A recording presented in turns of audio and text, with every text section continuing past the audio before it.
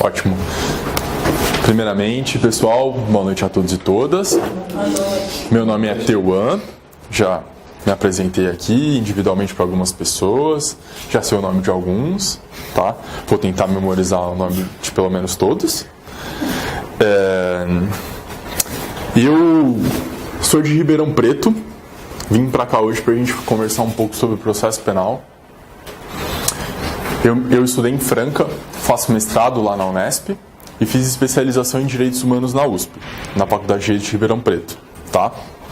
No ano passado, eu já havia participado desse curso como convidado. O Thiago, eu vi a chamada no Facebook dele, me interessei imediatamente, entrei em contato e a gente estabeleceu essa parceria. E no ano passado eu também falei sobre processo penal, que é o que a gente vai falar aqui também hoje. Eu acho que esse é um projeto muito especial, vocês são muito especiais por estarem aqui, e a Defensoria Pública é uma instituição muito especial.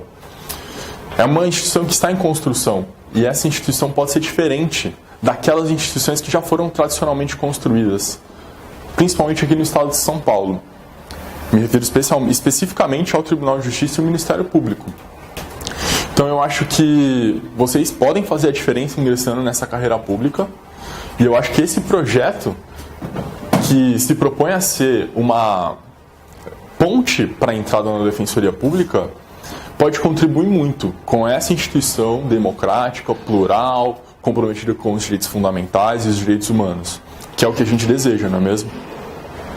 Então, eu especialmente tenho um prazer enorme de estar aqui.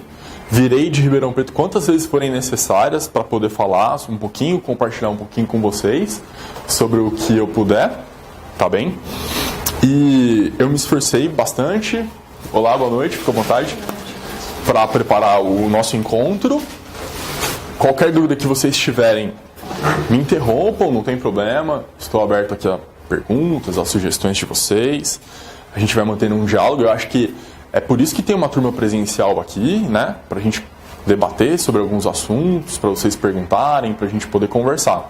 Senão, a gente apenas gravava os vídeos e disponibilizava aí na internet, tava tudo certo. Por favor, participem, eu gosto muito. E também me ajuda, inclusive, a também compreender o que vocês têm dúvida, etc. Inclusive melhorar as próximas aulas, e a gente abordar melhor com o nosso conteúdo, tá? Evidentemente, esse é um curso voltado para a carreira pública da Defensoria, e a gente vai tentar abordar os principais tópicos do edital em um semestre, o que basicamente é todo o conteúdo do programa de Direito Processual Penal, que em regra a gente costuma ter durante 3 anos na graduação, não é mesmo? Então vocês já sabem que é um desafio a gente conseguir concentrar todo esse conteúdo em apenas algumas poucas aulas ao longo de um semestre. Evidentemente, a gente vai ter que sacrificar algumas coisas, né?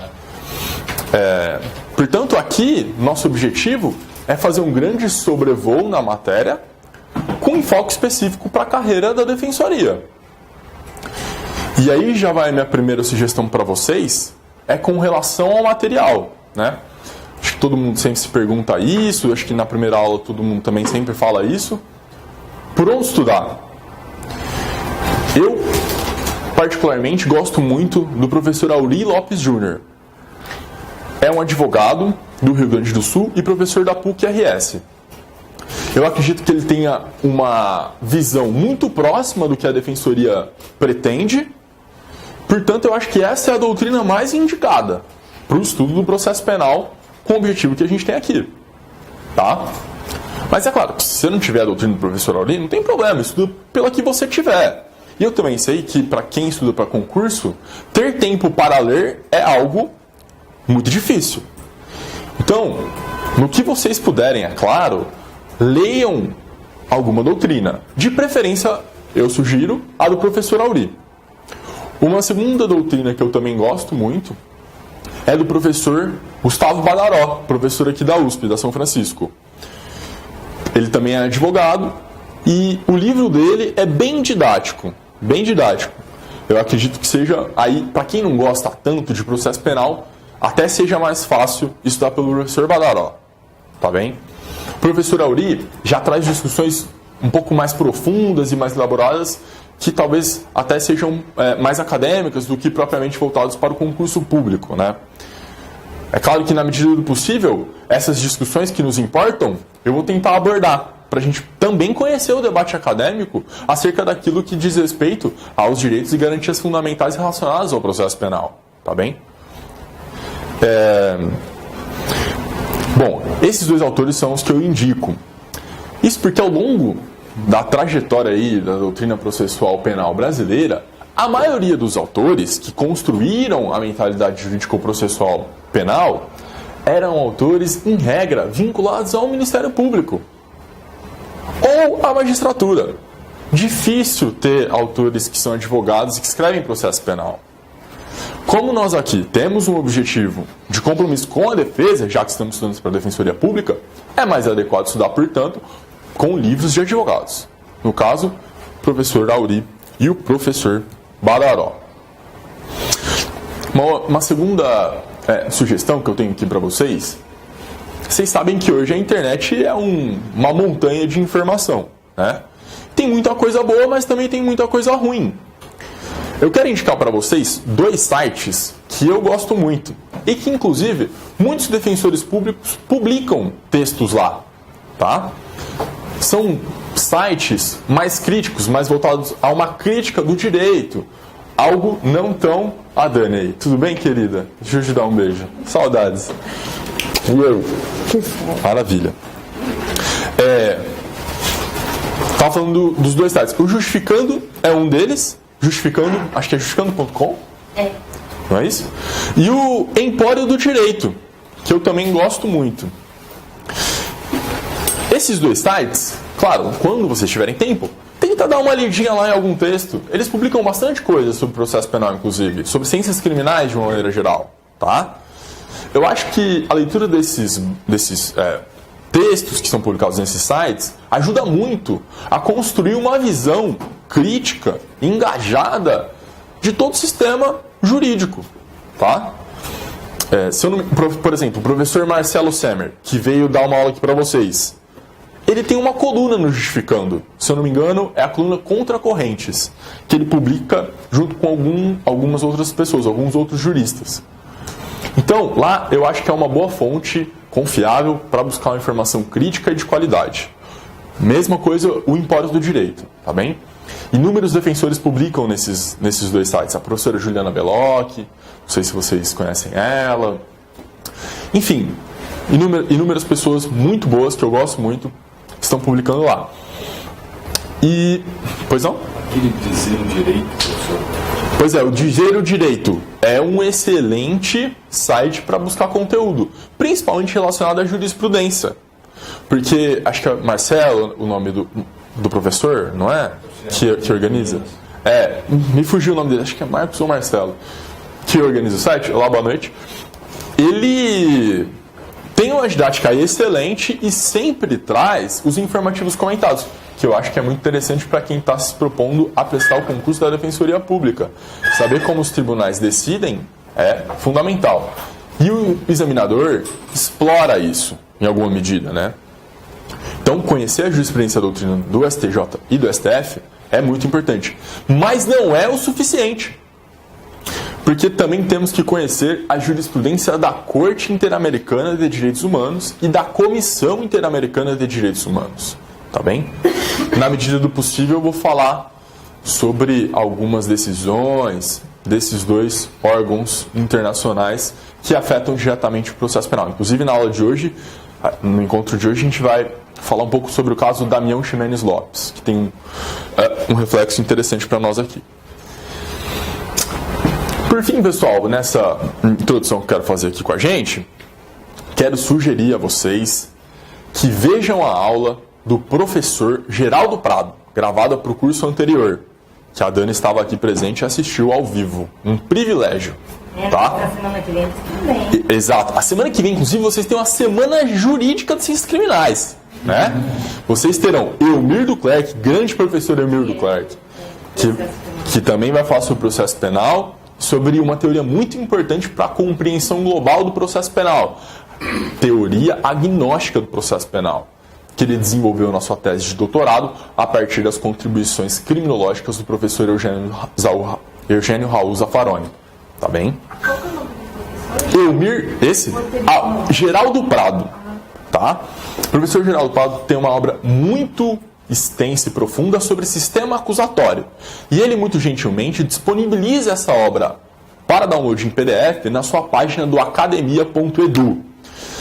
Pessoal, acrescentando na lista de sugestões, a página academia.edu é uma plataforma de nerds, tá? Os pesquisadores, em regra, têm um perfil lá. E lá eles disponibilizam os seus papers, as suas produções bibliográficas, as suas pesquisas. O Geraldo Prado tem página no academia.edu e disponibilizou, por exemplo, a obra integral Sistema Acusatório para download.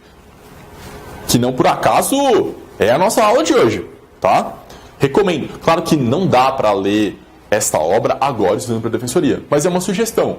Se vocês quiserem buscar conteúdo de qualidade, procurem os professores que vocês gostam nesta plataforma. Por exemplo, o professor Sálvio de Carvalho, professor de Criminologia da UFRJ, também tem uma página lá e ele também disponibiliza muitos livros, inclusive, para download de graça, lícito, tudo normal, está lá disponível. E os seus papers também, seus artigos, que eu acho que podem contribuir para o estudo de vocês, voltado para a Defensoria Pública. Tá bem? Também quero sugerir que vocês, se possível, assistam todas as aulas do curso passado, as introdutórias, que foram verdadeiras aulas magnas. A aula da professora Juliana Belocchi, por exemplo, uma aula sobre garantias e princípios do processo penal. Excelente. Esta também eu acho que vocês têm que ver. Tá? O professor Elmir, que também deu aula no ano passado, virá aqui esse ano, e vocês poderão conhecer ele pessoalmente. Não carece assistir o do curso anterior. Tá bem? Eu acho que era isso para a gente se conhecer um pouco mais. E hoje a gente vai começar falando sobre fundamentos do processo penal, objeto do processo penal, sistema acusatório, sistema inquisitório, sistema misto, as contradições do nosso sistema processual brasileiro, tá bem? Como a doutrina compreende o nosso sistema processual brasileiro. Vamos falar também sobre princípios e garantias do processo penal. Passar aqui, claro, não tem como passar por todos os princípios e todas as garantias. Seria, sei lá, um semestre de aula. Mas eu selecionei aqui aqueles que o professor Auri trouxe na obra dele. Tá?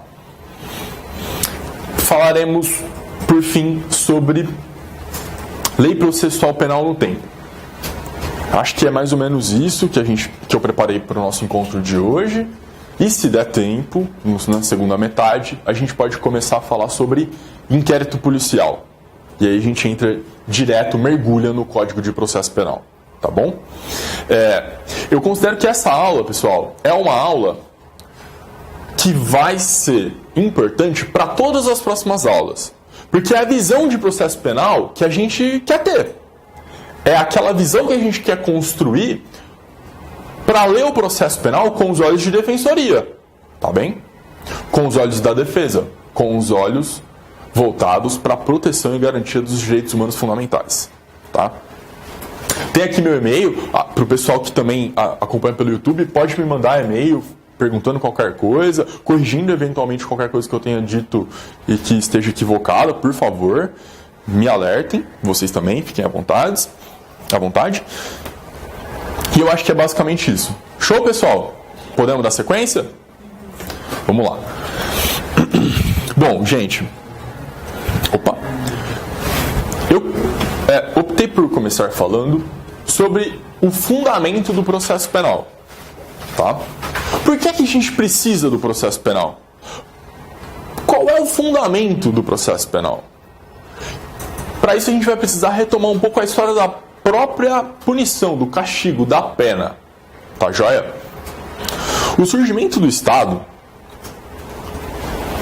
vem justamente no momento em que a vingança era a regra. Na medida em que a vingança deixa de ser a regra e o Estado aparece concentrando o poder punitivo, possuindo o monopólio do ius puniendi, sendo o único detentor da aplicação dos castigos, a gente precisa de critérios para esse exercício do poder. Boa noite, fica à vontade. Imagina. Tá? Então, o processo penal nasce justamente quando a vingança privada desaparece e o Estado passa a exercer o poder punitivo no lugar dos clãs e das famílias. A gente precisa de um método. A gente precisa de critérios para o Estado, portanto, aplicar a sanção. Tá? E aí, pessoal, diferentemente do direito civil, não existe a menor possibilidade de aplicação de pena pela via extraprocessual. O direito civil se realiza na nossa sociedade todos os dias, independentemente do processo. Na medida em que você faz uma compra, na medida em que você celebra um contrato com alguém e esse contrato é cumprido, o direito civil existiu, exauriu seus efeitos e não foi necessário um processo. Concorda comigo, Dani? Só será necessário um processo, no caso de direito civil, quando houver um conflito de interesses qualificado por uma pretensão resistida, que é o que o Francesco Carnelucci chamava de lide. Perfeito? Então, haverá processo quando houver lide no processo civil. No processo penal, não. Para que haja a aplicação de uma pena, necessariamente deverá haver processo. Portanto, a gente tem um princípio reitor do processo penal, que é o princípio da necessidade. E isso pode aparecer na sua prova com um nome feio, só para te sacanear. Nulla pena et nulla culpa sine iudicio. Não haverá pena nem culpa sem juízo, sem jurisdição, sem processo. Portanto, o princípio reitor do processo penal é o princípio da necessidade. Esse é o seu fundamento. Se qualquer pessoa que eventualmente possa ter praticado um crime aqui... Dani, você pratica crimes? Pratica? A Dani já tem meu telefone, então tá bom. Imagine aqui que algum de vocês praticou um crime, vai. Às vezes acontece. Tá, às vezes acontece todos os dias. No caso aqui de algumas pessoas. No meu caso acontece bastante, posso dizer por mim. Todo final de semana... Tá gravando, né? Melhor não falar isso. Negócio de 306 do Código de Trânsito Brasileiro.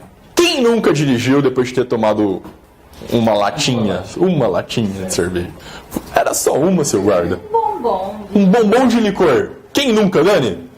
Acontece. Tá bem? Se você, eventualmente, praticou um crime, tá com a consciência dolorida. Meu, eu não aguento mais essa culpa em mim. Você vai lá, meu, me pegaram, já era, deixei as provas todas lá, a faca estava em cima da mesa, minha digital, a polícia é muito boa, eu vou me entregar. Abre a penitenciária aí que eu quero entrar, quero cumprir minha pena logo, não precisa de nada de processo não. É possível? Não é possível. Por que não é possível? Porque o processo é necessário, tá? Alguém que tenha praticado um crime não pode simplesmente assumir sua culpa e se entregar em um presídio para iniciar o cumprimento de uma pena, sem que haja o devido processo penal. Tá bem? O processo, portanto, condiciona o exercício do poder punitivo. É uma conditio sine qua non, irrenunciável. Eu não posso abrir mão do meu direito ao devido processo penal, legal, e passar a executar uma pena porque eu me sinto culpado, ou porque eu entreguei todas as provas, ou por qualquer outra razão de foro íntimo. Não existe essa possibilidade. Como, por exemplo, existe no processo civil. Tá bem? Nesse sentido, fica bastante evidente que o processo penal é uma ferramenta de proteção das liberdades individuais, da liberdade do indivíduo. Eu preciso passar pelo processo penal para apenas então, somente depois do processo penal, poder aplicar uma pena. Sem o processo penal, não haverá pena. Tá bom? Sendo assim, pessoal, se você puder levar uma coisa dessa noite, eu quero que você leve. Forma é garantia. Algo que o professor Auri espalhou pela obra dele e que faz todo sentido. Só aprendi uma coisa hoje. O quê? Eu aprendi que forma é garantia. A gente precisa respeitar as formas do processo para poder então aplicar uma pena. Se eu não posso abrir mão do processo para passar a cumprir uma pena, eu também não posso abrir mão das formas desse processo, porque são as formas que garantem um devido processo penal. Tá bom? O caráter instrumental do processo penal é a única forma de aplicação de pena. O processo penal é marcado pelo seu caráter instrumental como única forma de se aplicar uma pena. Mas, e aqui a gente precisa ter um cuidado especial com os conceitos que a gente já traz com a gente lá do processo civil. Muito embora haja uma instrumentalidade do processo penal, a gente não pode importar, por exemplo, a teoria, o princípio da instrumentalidade das formas do processo civil. De que, independentemente da forma daquele ato, se ele cumprir o seu objetivo, não haverá prejuízo. Não!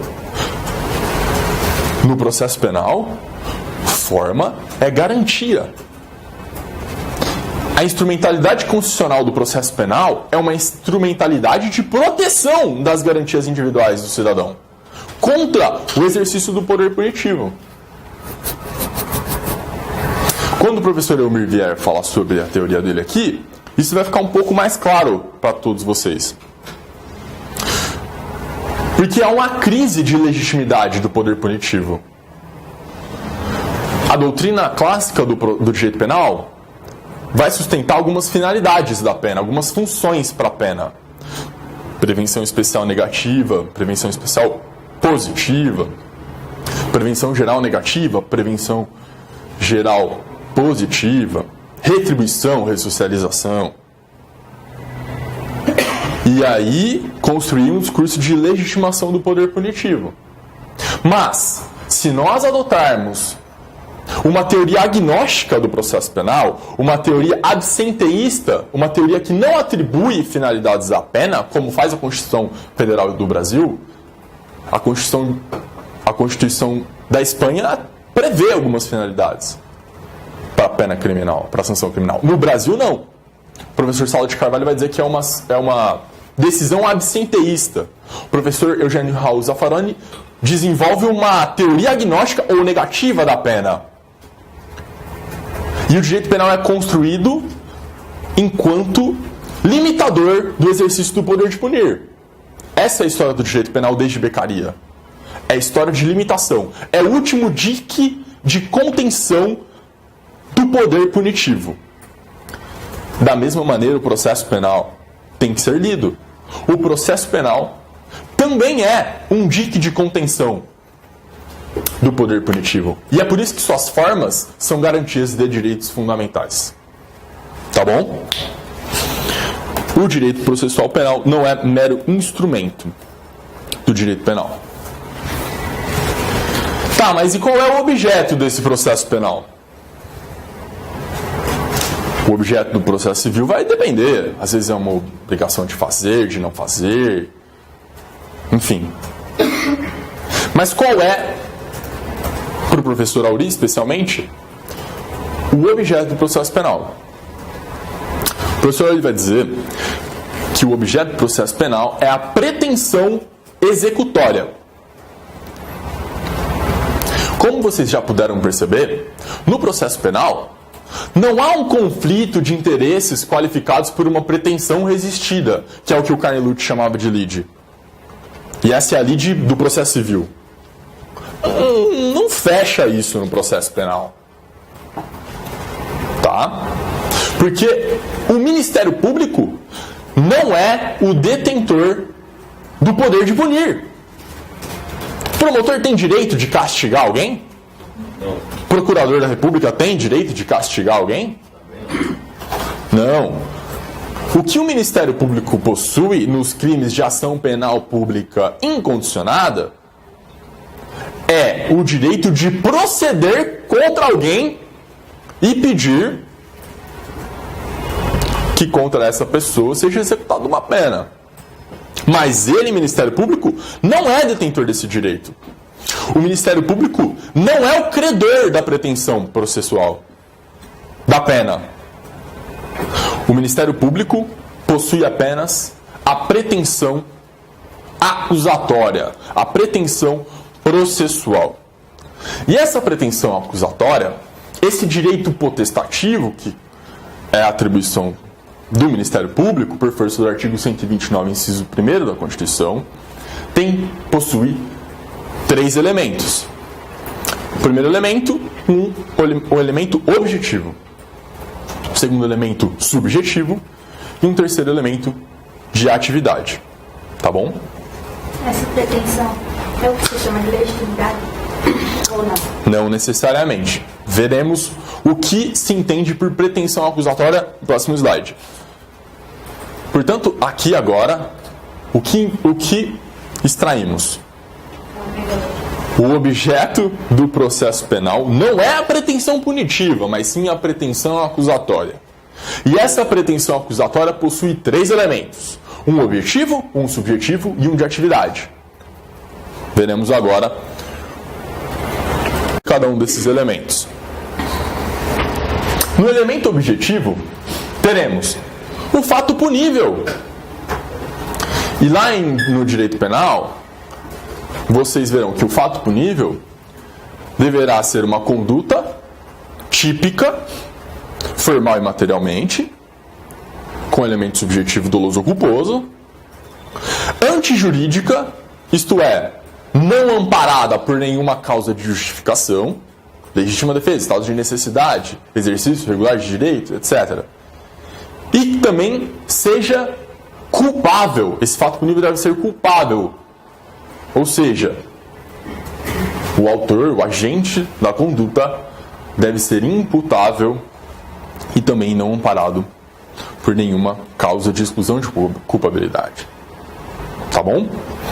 Então, o primeiro objetivo, o primeiro elemento da pretensão acusatória, o elemento objetivo, é o fato punível. Fato típico, antijurídico e culpável. Classificação tripartite do conceito analítico de delito. Tá bom? Além do elemento objetivo, teremos também o elemento subjetivo da pretensão acusatória, que é o objeto do processo penal. Esse elemento objetivo possui o acusador e o acusado. O acusador é quem exerce a pretensão punitiva, pretensão acusatória, e o acusado é quem resiste a essa pretensão acusatória. O acusador poderá ser o Ministério Público, o ofendido, em alguns casos, nos casos de ação penal privada. Tá bom? O terceiro elemento que constitui a pretensão acusatória, que é o objeto do processo penal, é o elemento da atividade ou declaração petitória. Nome difícil. Atividade ou declaração petitória. É o pedido de satisfação da pretensão acusatória.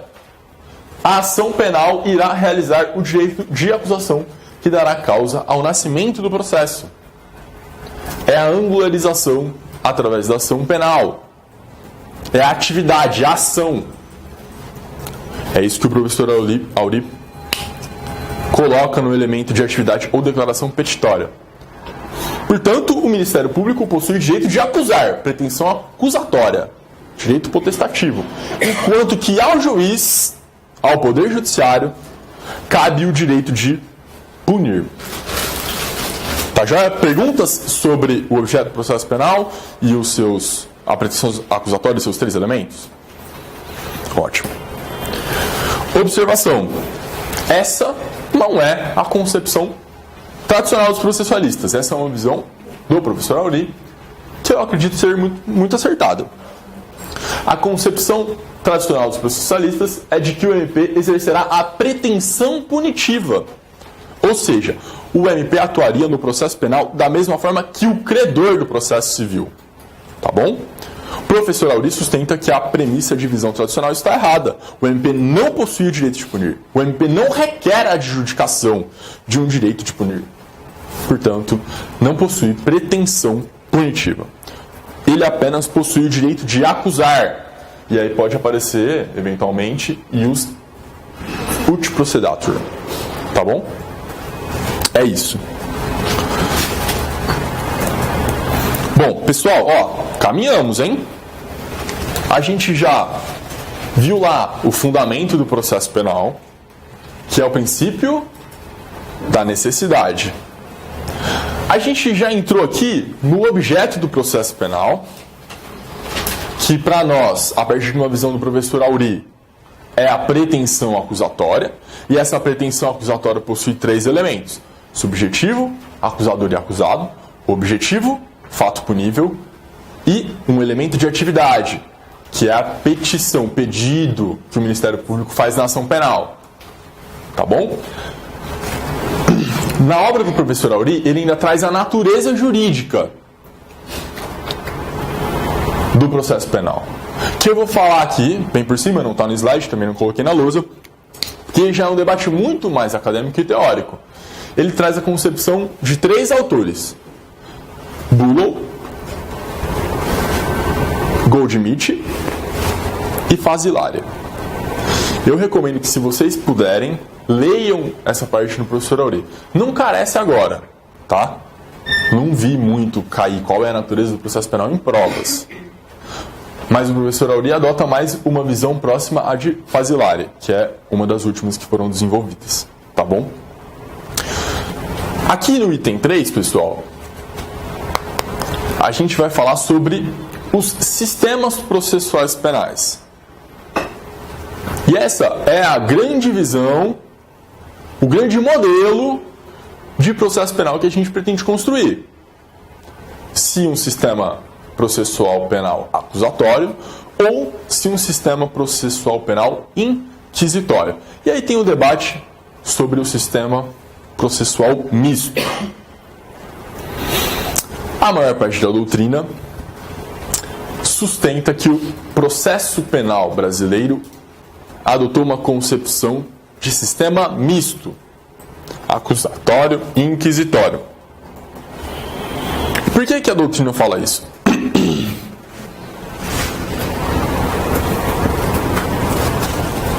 Fundamentalmente, porque o sistema processual brasileiro seria bifásico. Numa fase pré-processual, numa fase de investigação preliminar, vigoraria o princípio inquisitório. E numa fase processual, vigoraria o princípio acusatório. Portanto, o sistema processual penal brasileiro seria misto. Tá bom? Já tem aí um problema. O professor Geraldo Prado, por exemplo, vai dizer que o processo penal brasileiro não é bifásico mais, desde 2008. O que aconteceu em 2008? Uma grande reforma dos procedimentos. E lá na reforma dos procedimentos, foi introduzido um momento, uma fase intermediária entre a investigação preliminar e o processo. Uma fase de admissibilidade da acusação. Uma fase em que o juiz decide se recebe ou não a acusação formulada por escrito pelo Ministério Público, petição inicial do processo penal, denominado por nós de denúncia, em regra. Então, o sistema processual brasileiro, de acordo com o professor Geraldo Prado, tem 3 fases. Uma fase de investigação preliminar, uma fase de admissibilidade da acusação e uma fase processual. Tá? Guardem isso no coração de vocês. Tá.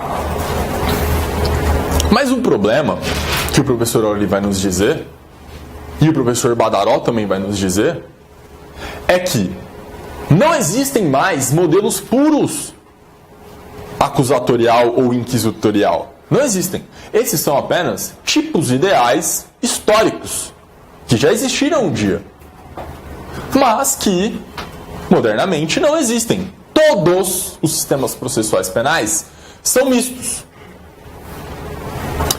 O que nos resta saber, já que todos os sistemas são mistos, é qual o princípio informador daquele sistema. Qual o princípio que guia aquele sistema que estamos analisando. É o princípio informador inquisitorial, do inquisitório, ou é o princípio informador do acusatório?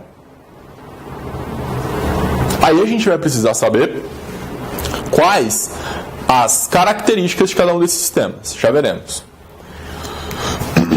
Portanto, nosso desafio está em estabelecer um entendimento entre nós, entre a doutrina processual penal brasileira, sobre qual é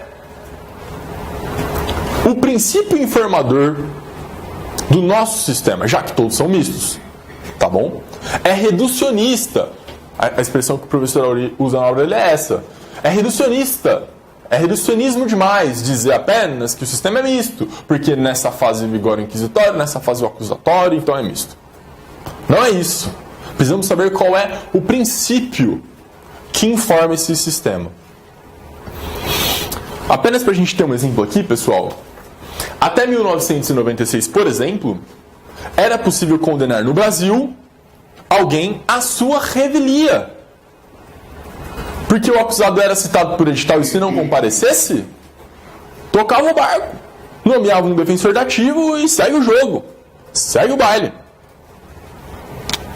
E a maioria dos processualistas naquele momento dizia que o contraditório e a ampla defesa havia sido garantido. Ora, está garantido, teve defensor constituído. O defensor fez pedido.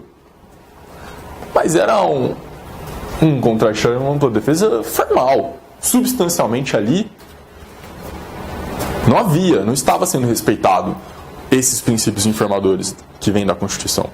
Tá bom? O primeiro processualista que disse que estava errado foi José Federico Marques, que morreu antes de ver essa mudança ocorrer em 1996. Beleza. Quais são, então, as características do sistema inquisitório? Vamos começar pelo sistema inquisitório, tá bom?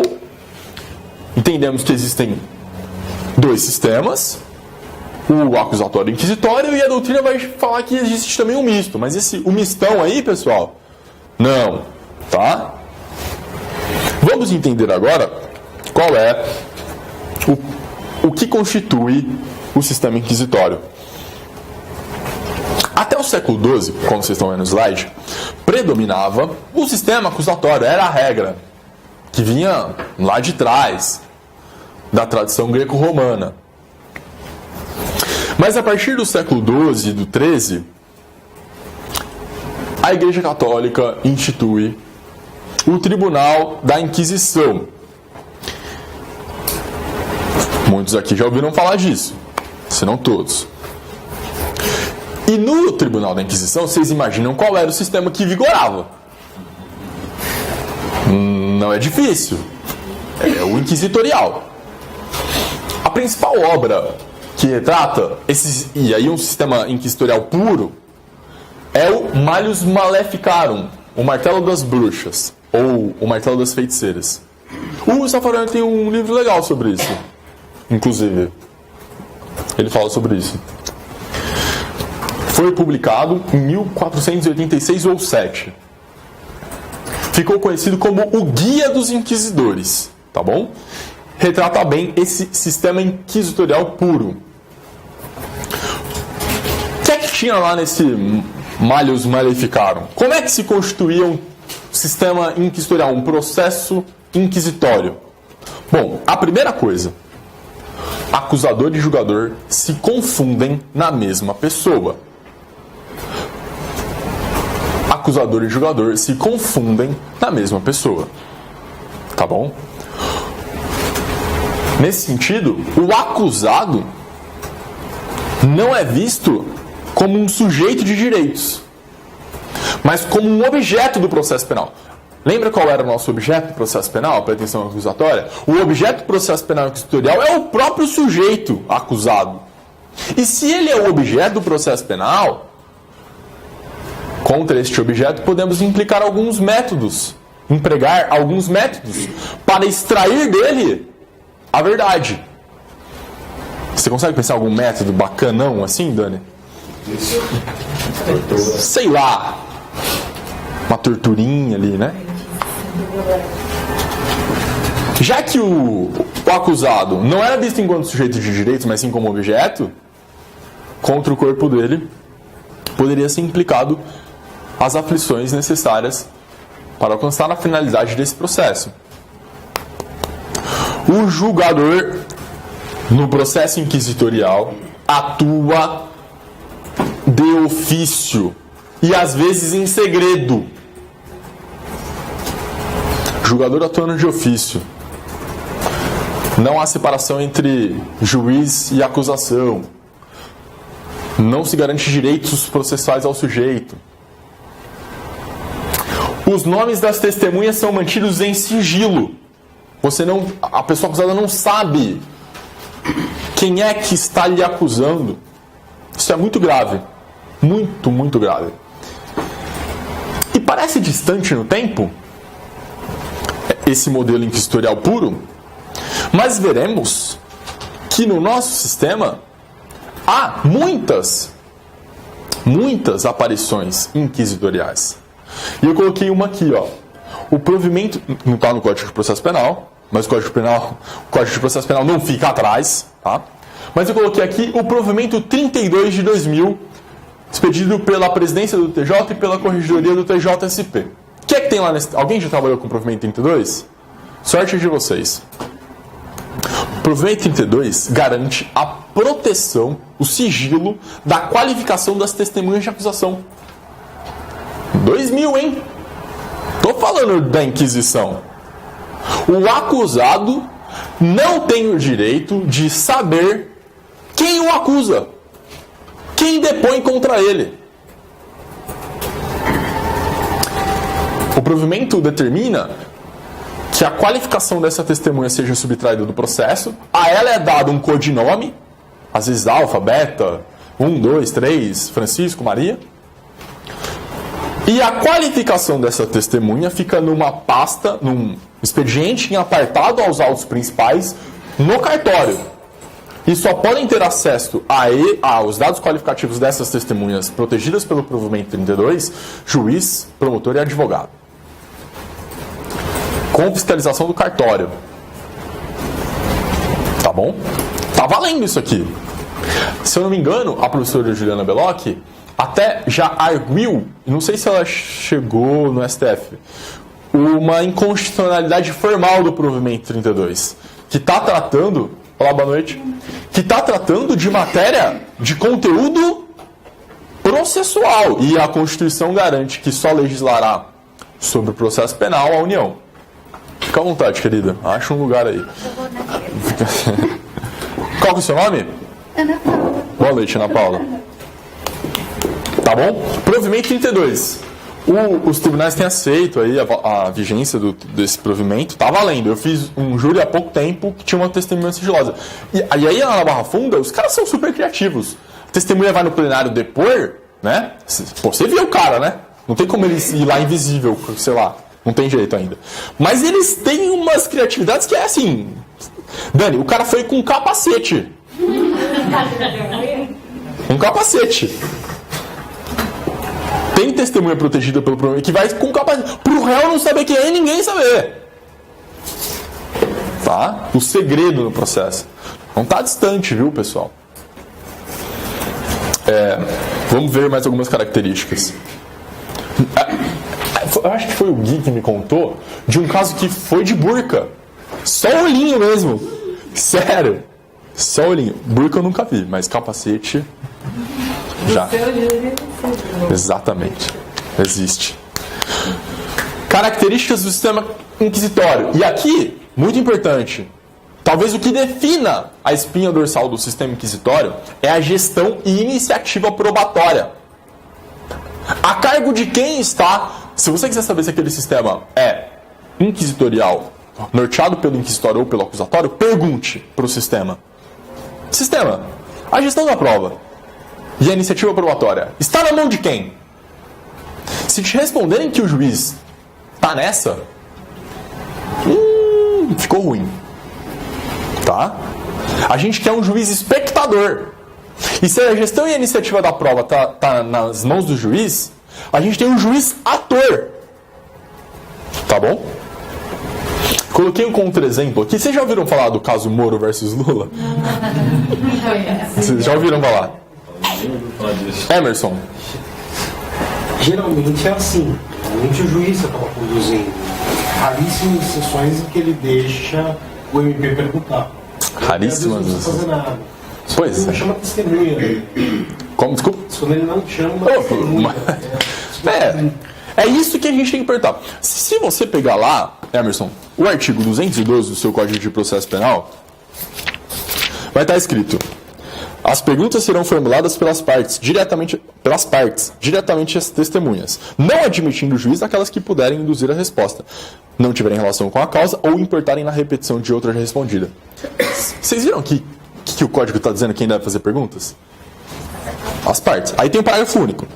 Sobre os pontos não esclarecidos, o juiz poderá complementar a inquirição, o que já está errado, mas em regra, quem começa perguntando no processo, de acordo com o artigo 212 do Código de Processo, é o juiz, são as partes. Se a testemunha foi arrolada pelo Ministério Público, é uma testemunha de acusação, começa perguntando pro mota. Se a testemunha foi arrolada pela defesa, começa perguntando a defesa. E se restarem dúvidas, o juiz vai lá e faz umas perguntinhas. Vocês se lembram que do caso Moro-Lula, do triplex, tem um vídeo disponível no YouTube lá. 4 horas, quase 5 horas de audiência. O Moro tem um roteiro de perguntas. Ele começa fazendo as perguntas. E ele faz tipo 90 perguntas. Aí eu te pergunto, esse juiz é um juiz espectador ou ele é um juiz ator? Dentro dessa concepção de processo penal que a gente está trabalhando, ele estaria dentro de um sistema acusatório ou dentro de um sistema inquisitório? Na medida em que o juiz leva para a audiência seu rol de perguntas e faz lá 4 horas de perguntas ao acusado, ele está tendo a iniciativa e está gerindo aquela prova. Inegavelmente. Tá bom? O sistema inquisitório, ele viola o princípio ne procedati iudex ex officio. Não procederá o juiz de ofício. Juiz é inerte. São as partes que provocam o juízo. São as partes que devem ter a iniciativa da prova. São as partes que devem ter a gestão da prova. Não o juiz. O juiz é inerte, ele não se move. Ele não deve proceder de ofício. Tá bom? No sistema inquisitório, não existe também o contraditório pleno. Se existe um contraditório, é um contraditório formal. Substancialmente, aquilo que está sendo levado pela defesa sequer será analisado. Muitas das vezes, sequer a informação é disponibilizada ao acusado a respeito do seu próprio processo. O que também não é raro. Vai tentar pegar um inquérito na delegacia. Vai lá. Pô, quero ver aí. Quer ver o que é aqui, irmão? O que é que você quer ver? No meu distrito você não vai ver nada. Passar por cima do... Né?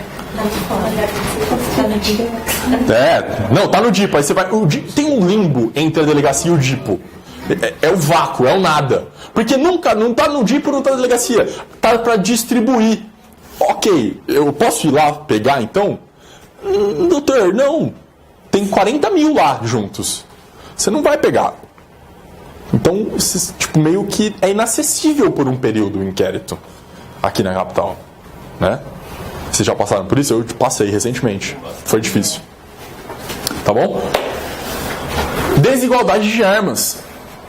Não, e aqui não precisa nem fazer muito esforço. Se o julgador é o acusador, não precisa fazer força. Inegável desigualdade de armas com a defesa. Tá bom? Não há paridade de armas. Bom, mas isso começou a mudar. Com as revoluções burguesas, principalmente a partir da Revolução Francesa, o poder absoluto precisava ser contido.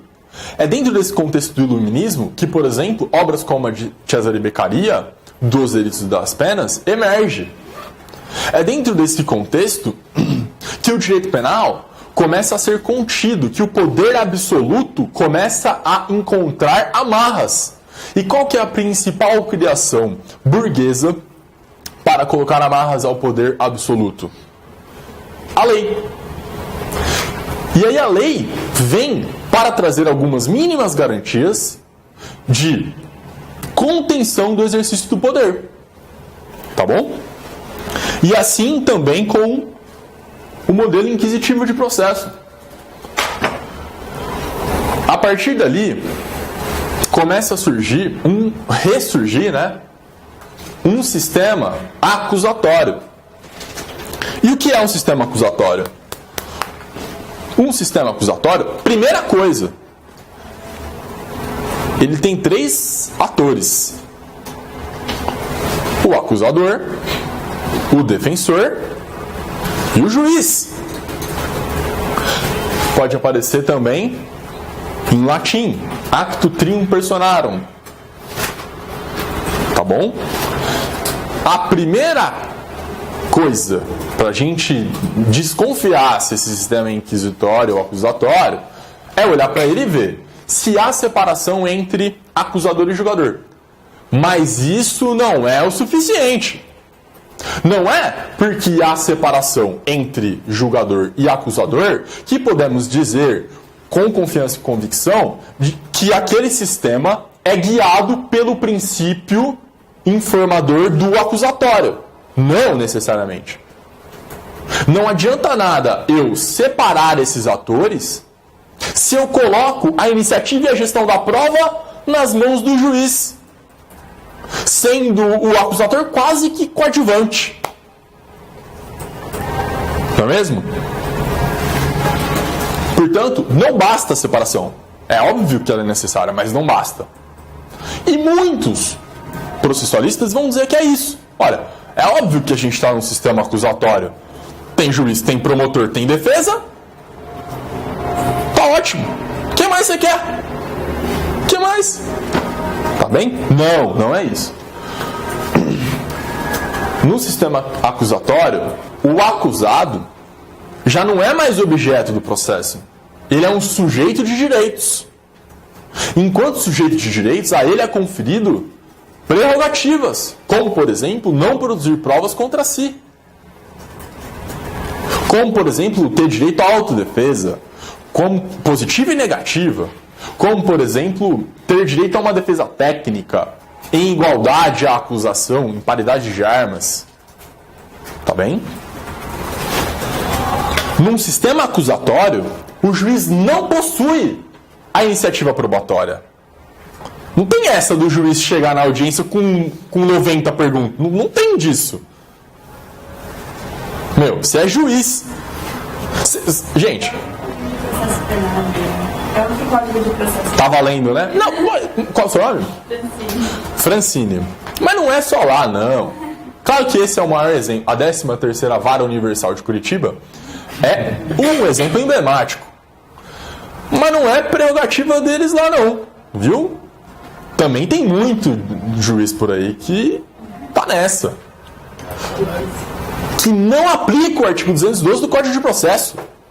Não aplica. Os caras se recusam. Eles começam perguntando sempre. Aí você fala qualquer coisa. Ah, doutor, o senhor vai querer que conste em ata? Vai constar em ata, mas eu vou perguntar. Aí você faz constar em ata. Aí você mete um habeas pro tribunal, o tribunal fala, mas qual que é o prejuízo dessa nulidade? Demonstrou o prejuízo? Não demonstrou, então segue o barco. Entendeu? E aí, por uma mentalidade dessas, o artigo 212 é ineficaz hoje. É raro, são poucos, pelo menos em Ribeirão, onde eu atuo mais, poucos juízes aplicam. Tá? Iniciativa probatória, há uma separação, né? Aqui a gente tem um juiz espectador, mantido como terceiro, alheio à investigação e passivo à coleta da prova. É um juiz que está ali como um terceiro, alheio mesmo. Um terzieta, como diz o professor Auri na obra dele. Tá? Igualdade, paridade de armas. O que mais que tem no sistema acusatório? Estou gostando desse sistema acusatório. Vocês estão gostando? Vocês querem ser processados no inquisitório ou no acusatório? Bom. Na verdade, processado de jeito nenhum. Não, meu rei, processar, se eu pudesse escolher, né? Enfim, você pode de repente colaborar com a justiça, ó que ideia maravilhosa. Te dão uns benefícios aí, você não é nem processado. De repente vai até para Nova York, com uma grana, sei lá, de repente é uma ideia. No sistema acusatório, pessoal, temos predominância da oralidade do procedimento, tá? Vou falar um pouquinho sobre a oralidade. Até a reforma de 2008, acho que, não sei, alguém aqui trabalhava com direito penal antes da reforma? Eu também não. Mas o que acontece? Era o seguinte, primeiro ato da instrução, qual era? Interrogatório do réu. Marcava uma audiência para ouvir o cara. Começa pé na porta. Ouve o cidadão, traz ele. Pronto, trouxe. Fala, menino. Com isso, não fui eu. Bom, não, aí tinha que ter advogado. Acho que já estava no processo, recebeu a denúncia, tem que ter advogado. Beleza. Marcava uma outra audiência, essa para ouvir as testemunhas de acusação. Aí, ouvia as testemunhas de acusação. E depois marcava uma outra audiência para ouvir as testemunhas de defesa, né? E depois que marcava essa outra audiência, abria para que a acusação e a defesa apresentasse suas alegações finais. E aí depois ia concluso para o juiz. Meio contraproducente. Mas nesse ritmo, o que acontecia? Às vezes, o juiz titular da vara tirou férias, recebeu a denúncia, tirou férias. Nessa que ele tirou férias, um juiz substituto fez o interrogatório. E aí, naquela época, não tinha mídia visual, não era gravado, nem cenotipia às vezes. Como que era colhido os depoimentos? O cara falava, o juiz perguntava, o cara falava, e o juiz ditava para o escrevente. Falou isso. Pronto. Na audiência para ouvir as testemunhas de acusação, esse juiz substituto cessou a designação dele, estava em outra comarca, veio outro juiz substituto porque o magistrado titular estava em licença premium.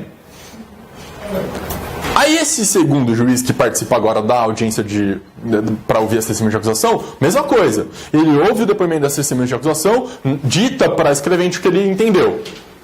E assim sucessivamente. Aí um terceiro juiz volta para ouvir as testemunhas de defesa. Quando ia o processo concluso para o juiz titular daquela vara, o que ele sabia daquele caso?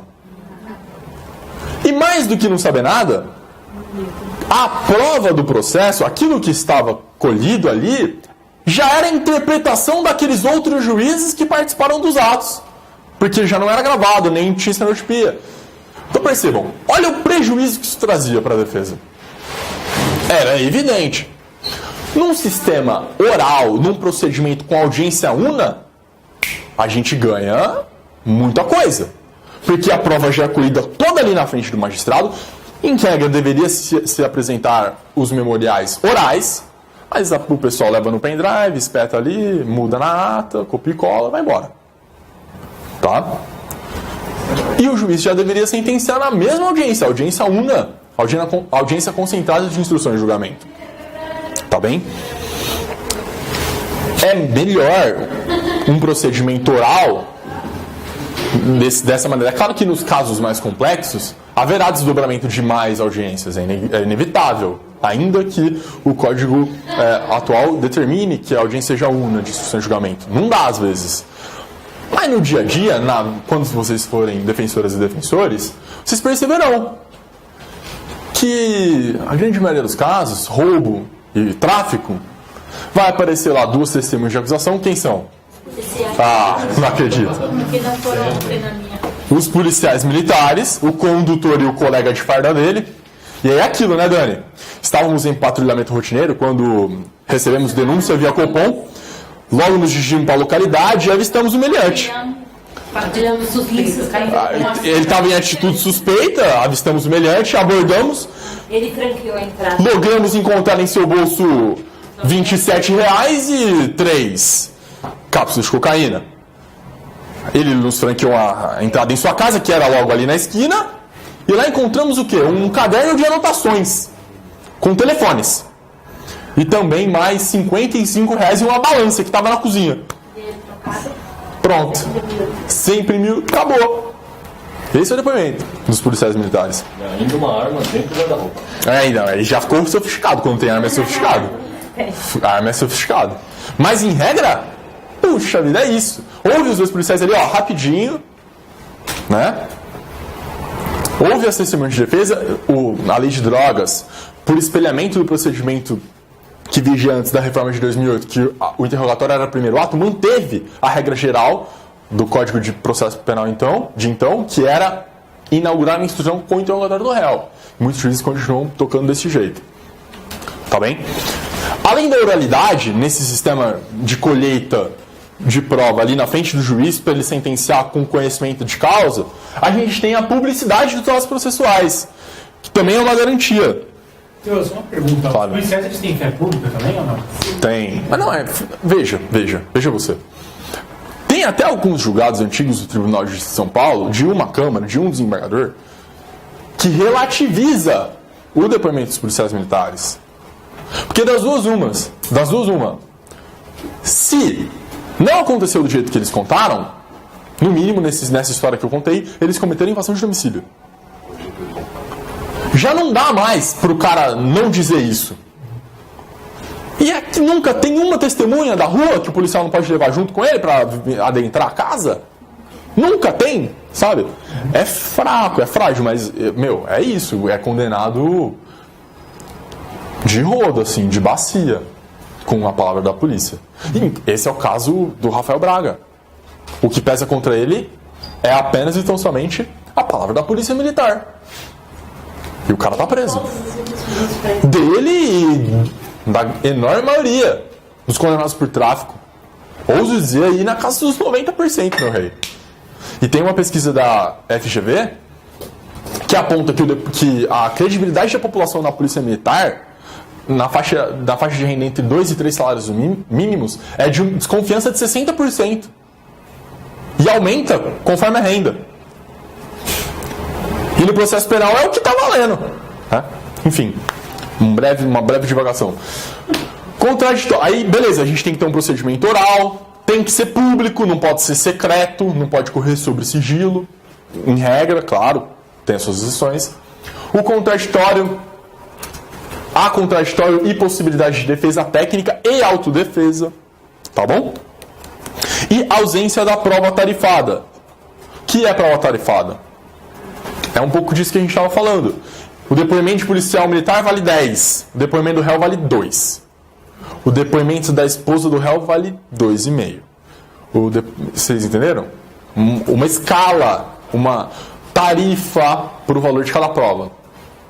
E num sistema inquisitorial, a confissão mediante tortura era tudo que você precisava. Bastava. Pronto, carimba que está condenado. Tá bom? No sistema acusatório não pode haver prova tarifada. Mas há. Porque a gente sabe que, de fato, a palavra da polícia militar é quase ouro. Exceto quando eles são acusados de crimes como corrupção. É rigoroso. O Poder Judiciário é rigoroso contra policiais que são acusados de corrupção, de tráfico de drogas, de venda de armas. Morte não, né? Mas morte não. Letalidade policial passa pano. Eu vi uma pesquisa, a última pesquisa do UFSCar que fala sobre morte em flagrante e mostra o gráfico de quem mais morre e de quem mais mata. E quem mais mata são os policiais acima de 35 anos e tudo. E não, mais de 90% dos casos foram arquivados antes de virar processo. Exatamente, é exatamente isso. Existe um sistema tarifado, vai? O Poder Judiciário passa pano pro policial militar que, em autos de resistência, provoca um homicídio. Provoca um homicídio. É. Que geralmente também eles colocam simulam, né, uma arma na mão do... Eles? É você que tá dizendo, hein, chefe? Eu não sei de nada. Tá. Acontece. Você que tá dizendo aí. Pois é. Gente, mas a polícia militar, só fazendo um paralelo, os caras são puta fudido, meu. Os caras ganham mal, são maltratados na escola de formação de policiais. Os caras sofrem quase que uma lavagem cerebral nesse sistema hierárquico de disciplina, né, militar. Então, assim, não é culpa do cara que tá na rua. Meu, o cara é um soldado numa guerra que não é dele, tá? Esse cara é tão vítima, não é tão vítima, mas ele também é vítima de um sistema opressor, tá? Porque o cara também é pobre, o cara também mora na periferia, o cara também tem que secar a farda escondido, meu. Então, tipo, o cara é do mal? Não é isso, tá? Fala, Emerson. Na prática, não acaba piorando o sistema, porque você vê que o juiz não presta atenção. Não, mas aí o problema é certo. Geralmente, assim, tem drive, então eles falam, né? Mas você acha que o juiz lê sua peça?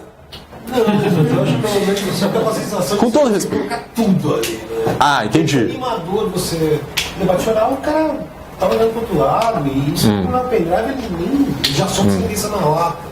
Não. Eu entendi o seu ponto, concordo. Mas eu particularmente prefiro o debate oral, tá?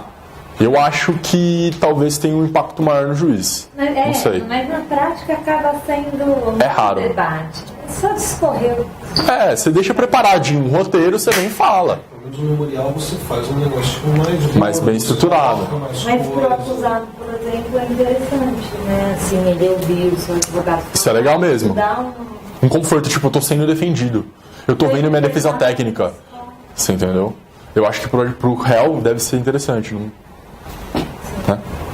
Mas eu entendo o seu ponto. Eu também... Mas assim como o juiz não presta atenção no debate oral, será que ele também presta tanta atenção assim nos memoriais? Claro que depois a gente vai ter argumentos, né? Para fazer um embargo de declaração, enfim, etc. Beleza?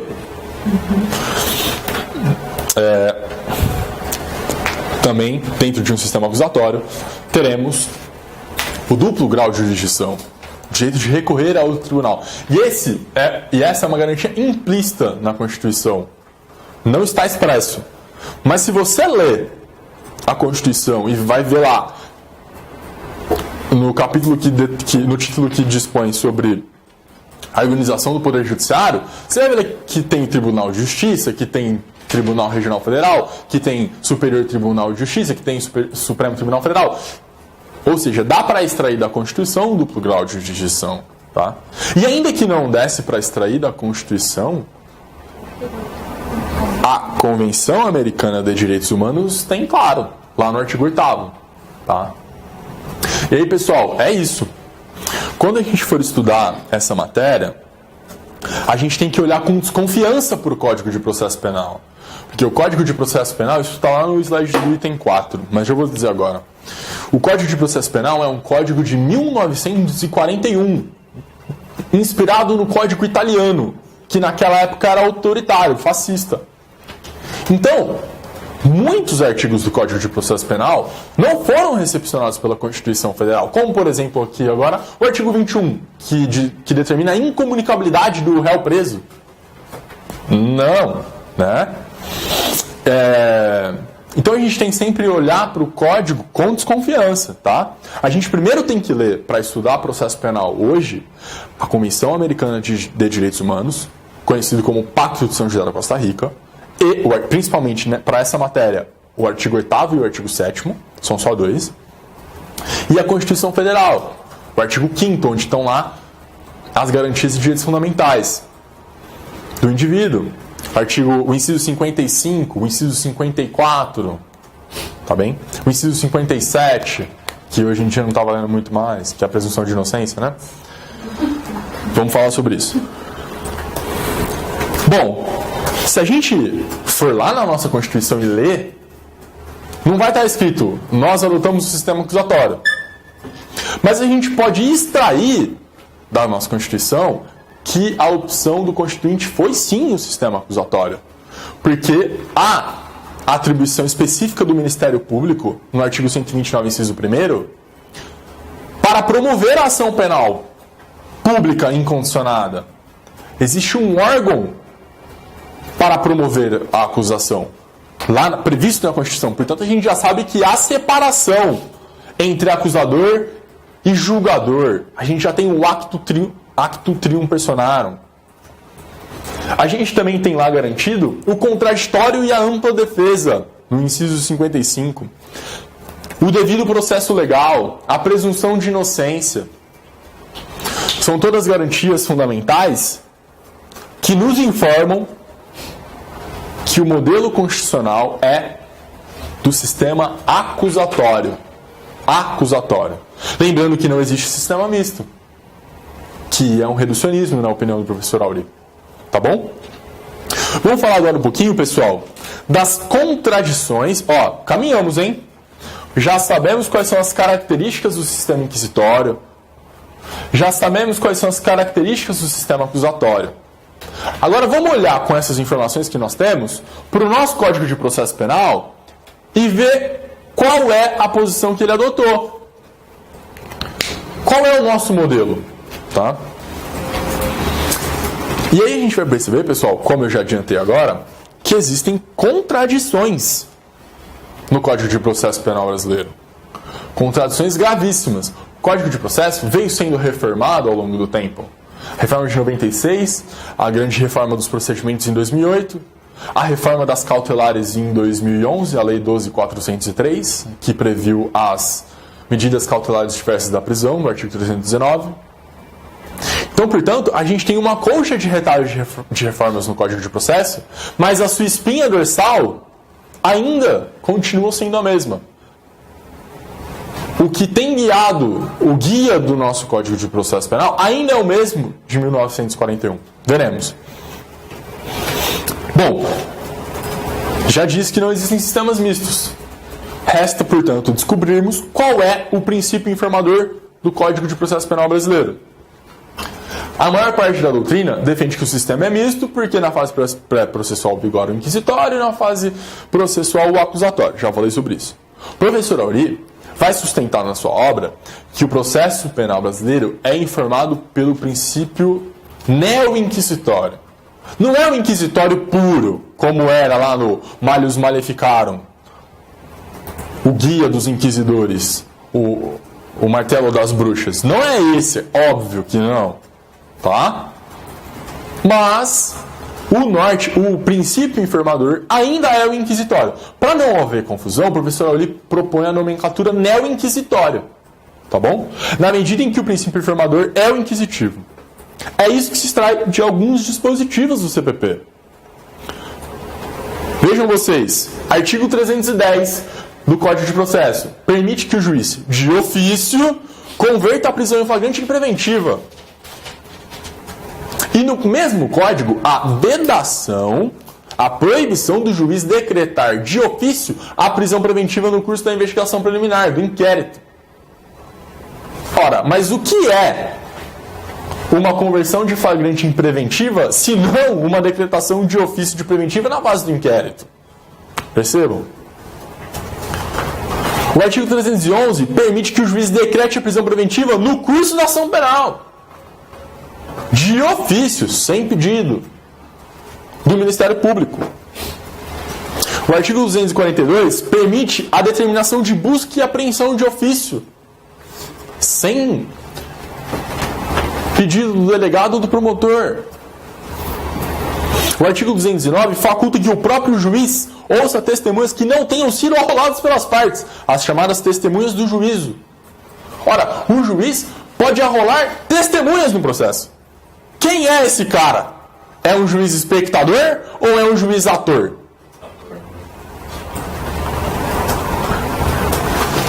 Percebam a gravidade. O artigo 127 permite o sequestro de bens de ofício. Ora, pode restringir minha liberdade, pode pegar meus bens, pode determinar buscas e pode inclusive arrolar testemunhas. Esse juiz é super poderoso. Vocês conhecem alguém assim? Olha o artigo 150, não acaba aí. Olha o artigo 156, que é o... E aí, talvez é onde a gente vai ver nitidamente que o princípio informador é o inquisitório.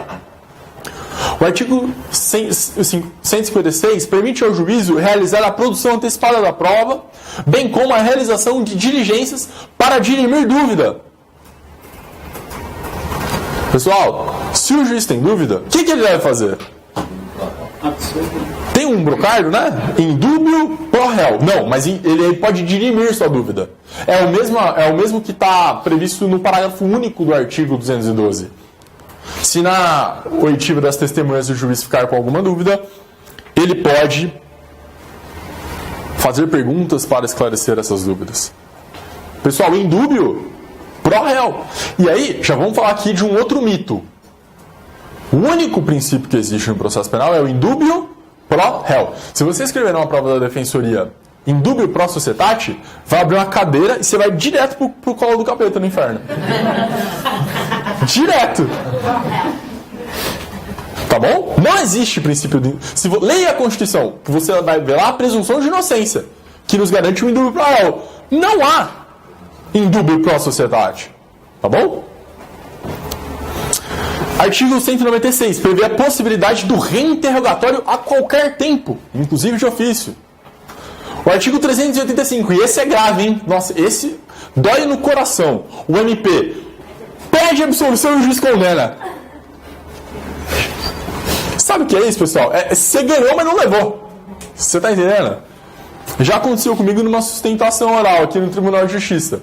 No Tribunal de Justiça de São Paulo, o procurador vem e concorda com o meu pedido que eu tinha sustenta primeiro a defesa, aí depois vai e fala o procurador de justiça, aí vai votar o relator, o revisor e o vogal. Sustentei. Né? Mandei bem. Veio o procurador. Não, é isso aí mesmo. Tem que concordar. Aí, não tem que concordar nada não. Caneta. Cara, é frustrante. A acusação concorda com você. Processo é da acusação. E o juízo não. Aqui a violação ao quê? Ao princípio da correlação entre acusação e sentença. Se não tem ninguém acusando, vejam vocês, se o promotor, se o MP pede absolvição, não tem mais ninguém acusando. Se o juiz condena, quem acusou? O próprio juiz. Portanto, não adianta, voltamos lá ao acto tríum personal, não adianta separar as funções se depois pode tudo isso. Não é a mera separação entre os atores do processo que vai nos garantir um sistema acusatório. Tá bem? Artigo 385, dói, mas acontece. E o artigo 383, por exemplo, que faculta a reclassificação jurídica do fato. A chamada emendatio libelli. A mutatio libelli é aquela que ocorre quando no curso da instrução ficam provados outros fatos que não estavam descritos na denúncia. Aí tem que editar, abre parásio, caramba. Na emendatio libelli, há uma faculdade para o juízo de dar nova classificação típica para o delito. Em outras palavras, o promotor errou. Qual era o tipo penal que estava descrito na denúncia? O que está dito em outras palavras é: o juiz, do alto da sua sabedoria intelectual, é verticalmente superior ao promotor. Porque ele pode, inclusive, reclassificar a acusação, dando nova tipificação àquela conduta descrita. Presume uma superioridade intelectual do juiz para determinar qual é o tipo que estava descrito na denúncia ou não. Tá certo? O que também é errado. Né? O professor Geraldo Prado vai dizer que teve uma turma aí que sustentava a superioridade intelectual, né? Ficou famoso o negócio do Hitler, né? Superioridade intelectual de uma classe. Complicado isso. Tá bom, gente? Não pode, não deve haver isso. Bom, para encerrar aqui, já falei do artigo 212, o professor Auri defende que todos esses artigos são substancialmente inconstitucionais. Tá bom? Não são compatíveis com a Constituição. Resumindo, a posição do professor Auri é essa. O juiz é o ponto nevrálgico da questão, na medida em que ao sistema acusatório ele corresponde um juiz espectador, dedicado sobretudo à objetiva e imparcial valoração dos fatos, e por isso mais sábio que esperto. O rito inquisitório exige, sem embargo, um juiz ator, representante do interesse punitivo, e por isso um encherido, versado no procedimento e dotado de capacidade de investigação, dotado de iniciativa probatória. Um juiz ator, um juiz que busca a prova de ofício. Tá?